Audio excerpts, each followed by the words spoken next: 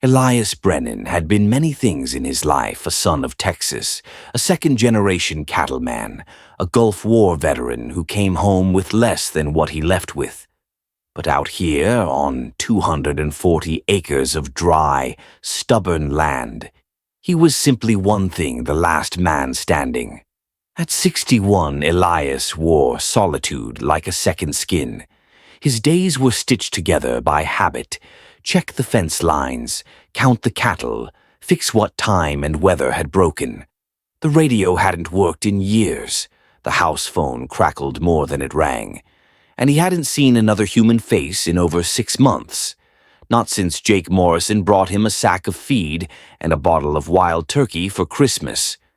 This land had taken everything from him: his wife who'd left after the 3rd drought, his boy who never made it back from Fallujah. Still, Elias stayed, not because he loved it, but because he didn't know how to belong anywhere else. The house he lived in was the same one his father died in, and the same one his grandfather built when the West still had buffalo and men died with their boots on. Some days, he talked to the cattle, not because he expected them to answer, but because silence had a way of becoming a person if you let it sit too long.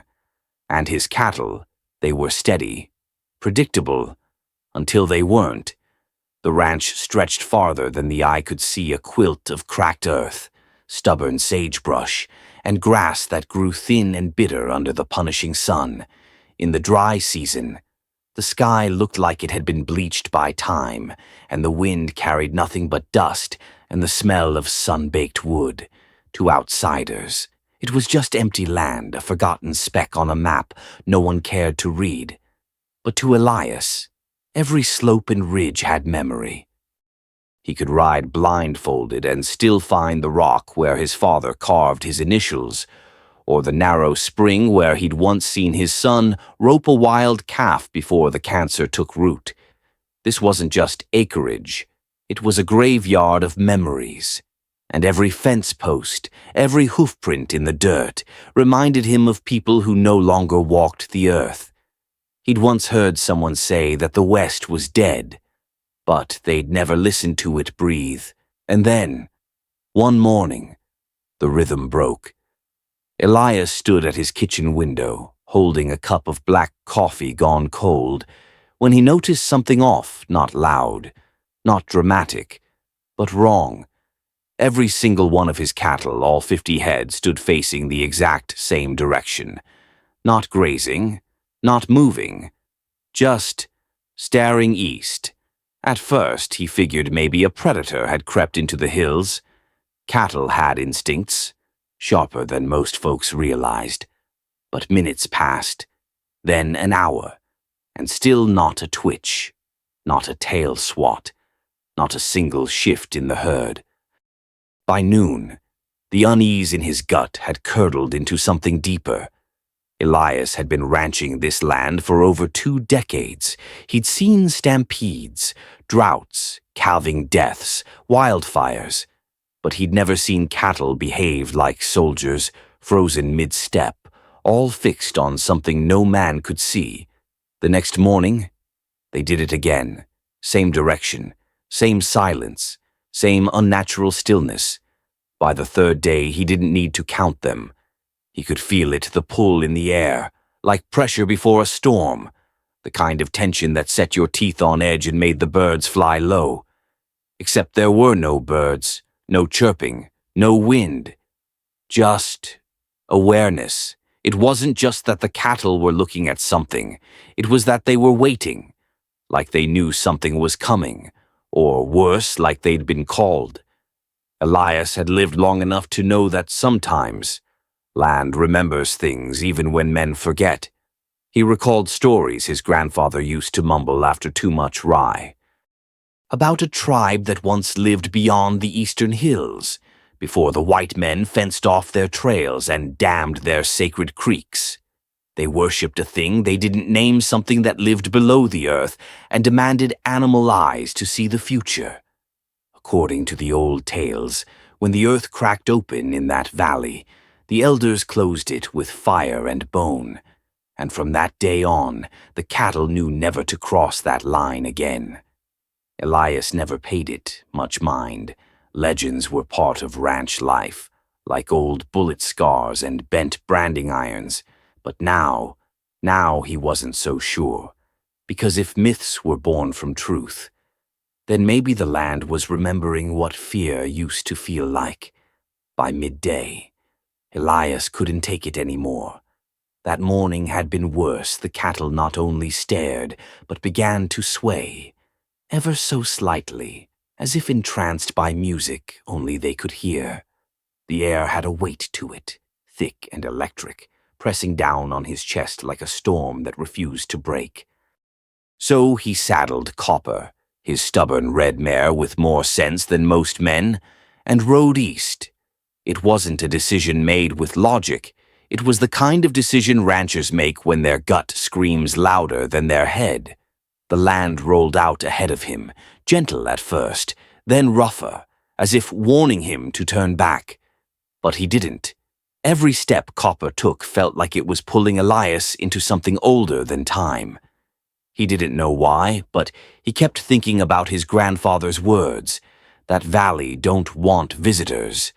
Boy, you feel it pullin', that ain't curiosity. That's a summons. Back then, he'd laughed it off.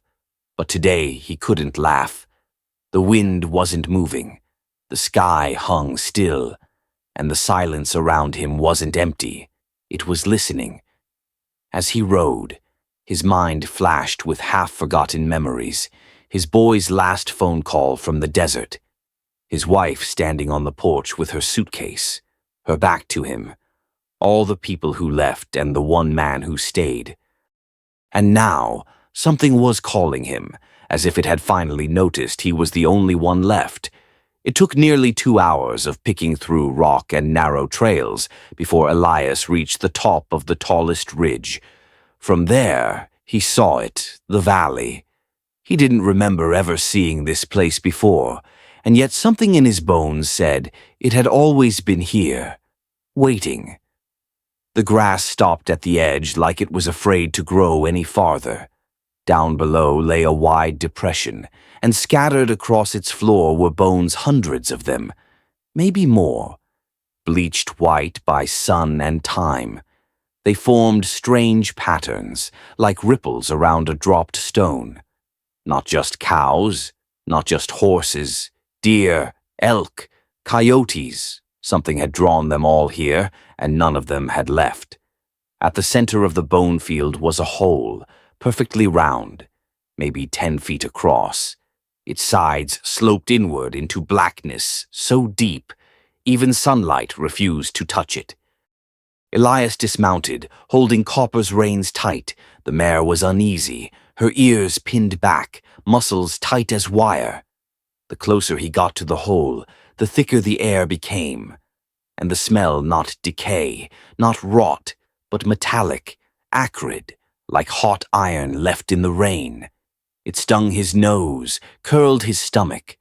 He crouched near the edge and peered in. His flashlight barely pierced the dark. But something moved down there slowly, deliberately. Not a rodent, not a snake. Something watching. And then came the sound, low, ancient, not a growl, not a whisper, but something in between, like stone grinding against bone, like memory crawling up from the earth. Elias backed away, stumbling. When he returned to his property that evening, the sun already sinking behind the hills, he expected relief. Instead, what he saw froze him. The cattle had not moved, not an inch. 50 bodies still locked in perfect formation, still staring east. But now, their eyes were wide, dilated, their breathing fast, visible in the cooling air. A low and steady sound came from their throats, not a moo, but a moan, like something grieving. Elias approached slowly, the smell from the valley still clinging to his skin, seeping from his clothes, his pores. The cattle could smell it too. They knew where he'd been, and in their trembling, panicked stillness. He understood the truth. They hadn't just been watching that valley. They'd been guarding it. And now that he'd disturbed what slept there, it was awake. That night, as the last shred of twilight bled from the sky, Elias stood on his porch with a rifle across his lap, watching. He hadn't eaten. Couldn't. Something in his chest sat too heavy. Then it happened. One by one, the cattle began to move, not scattered, not curious, but together, silent, unified. They stepped forward in perfect formation, their hooves barely disturbing the dust. 50 bodies moving as one, heading straight for the eastern fence. Elias stood, heart hammering. This wasn't instinct. This was possession. He rushed into their path, shouting, waving his rifle, trying to make himself big, like he'd done with coyotes or bulls on the loose. "Get back," he roared, desperation cracking his voice. "Get back, damn you!" But they didn't flinch. They didn't even look at him. They walked straight through him. Not around. Through. Cold washed over him as the massive body of Bessie passed into his chest, her hooves silent, her breath non-existent. It felt like being swallowed by a memory, like his own body had no meaning anymore. He looked at his hands, solid, real, then watched them fade for a heartbeat as another cow passed. Reality cracked. Something had taken them, something old, beyond language. And now, it reached for him, not with hands, with memory, with emotion. He dropped to his knees as images flooded him, endless fields soaked in blood, thunderous hooves, animals marching into darkness with empty eyes. His mind wasn't his anymore. It belonged to the thing beneath the valley. It wasn't just watching him. It was inside him now. The offer came without words. The cattle could be saved, returned to normal, grazing under sun, lowing gently like they had for generations. All he had to do was serve, become the creature's agent above ground, a quiet hand, a guide. He would lead other herds to the valley not all at once, just a few at a time. Quiet sacrifices. The cycle would continue. The land would stay fed.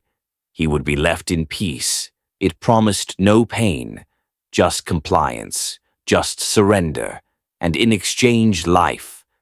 But Elias Brennan had buried too many animals with his own hands to trade them now like chips at a crooked table.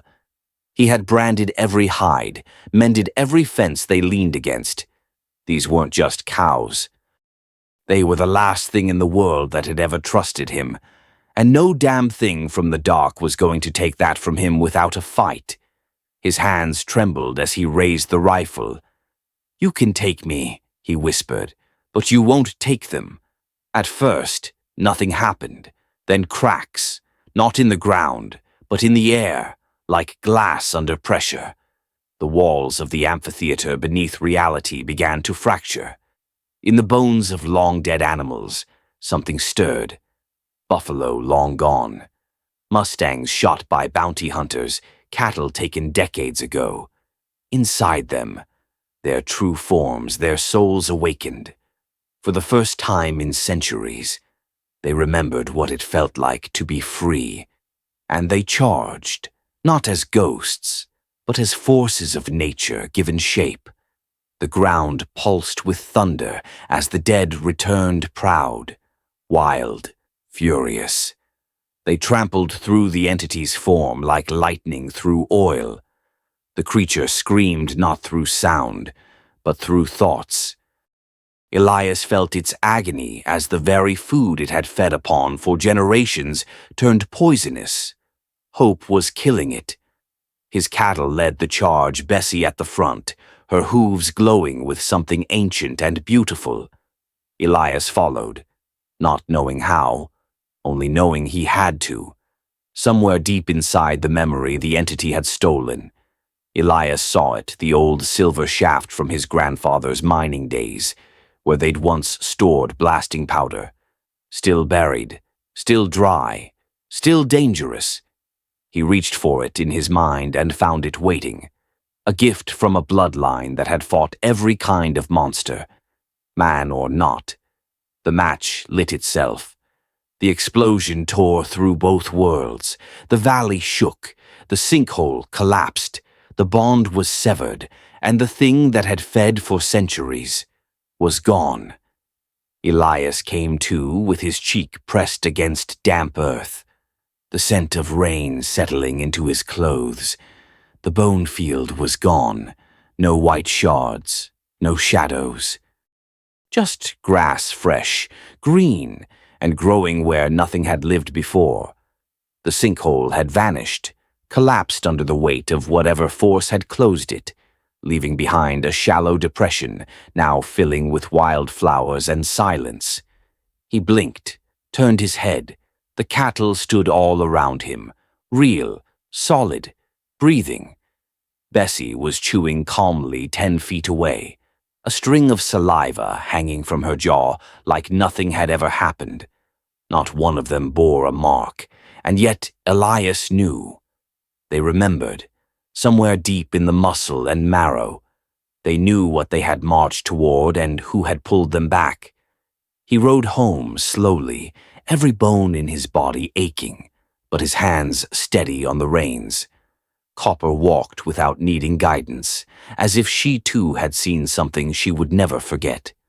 When they reached the ranch, everything looked exactly as before, fence intact, gate unlatched, porch light still swaying in the wind, but nothing was the same. Not to him. In the days that followed, Elias never spoke of what happened, not to Jake Morrison, not to the vet who came through once a month, not to the young man who offered to buy the land and turn it into a solar farm. He simply lived and watched every morning after feeding the cattle. He'd stand at the edge of the pasture and look east, not with fear, but with responsibility, like a man who knew the dark could come back. And if it did, he'd be the first to see it. Weeks later, Elias returned to the valley. He brought no tools, no offerings, only a stone from the field near his house. He placed it where the sinkhole had been, said nothing, and rode away. But over time, others came. Ranchers from nearby counties, old cowhands who had lost sleep without knowing why, even strangers passing through. No one ever talked about it, but they all did the same thing. Each left a stone. And soon, a cairn rose from the earth, a rough, wordless monument to something unseen but deeply felt. A mark of respect for something they couldn't name, and perhaps a quiet thank you. Elias died at 78 in the same bed his father had once laid down in, after a life of hard soil and harder choices. In his final hour, with the breath shallow in his chest and the afternoon sun filtering through the window, he called for his nephew. The boy leaned in, expecting some parting wisdom about cattle prices or winter frost, but Elias only said, "If the cows ever stop grazing, and all of them look the same way, don't wait, saddle up, ride quiet, and don't blink." Then he smiled, just a little, and let go. Years passed. The ranch changed hands, but not its soul. The cattle still grazed under open skies. The wind still combed the grass the same way it always had. One morning, Elias's nephew, now grown, hard-eyed, and leather-backed from years of work, rode out to check the fence line. He crested a ridge, half humming an old trail tune, and then he stopped. His mare froze beneath him. Below, in the pasture, every single cow had stopped grazing. All 50 head, silent, motionless, all staring west. The man didn't move, didn't speak, he just watched. The sun was rising behind him, but the light didn't seem to reach the cattle. A strange hush settled over the land, and in that moment, He remembered Elias's voice, clear as thunder across a dry canyon. Don't blink. Somewhere beyond those western hills, something ancient had turned its gaze, and the cattle, once again, had seen it first.